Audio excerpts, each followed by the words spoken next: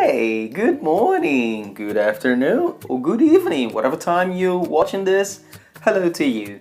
Well, today's tip is about. Oops, sorry, I forgot. What time is it?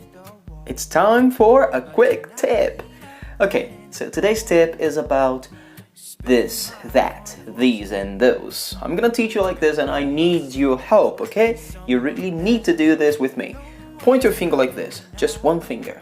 Now point to your other hand and you say this. This is my hand, right? So you pointed to something close to you and you're saying this, and it's just one hand. This is my hand. Now point your finger away from you, whatever you can see, and say that is a window. That is a door. That is my dog pooping. Oh my gosh.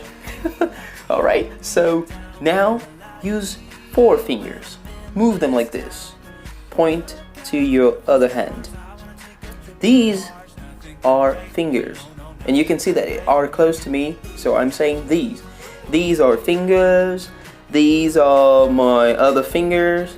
Okay, so these are my friends close to me, Roberto and Gustavo. Okay, point your fingers away and you say those.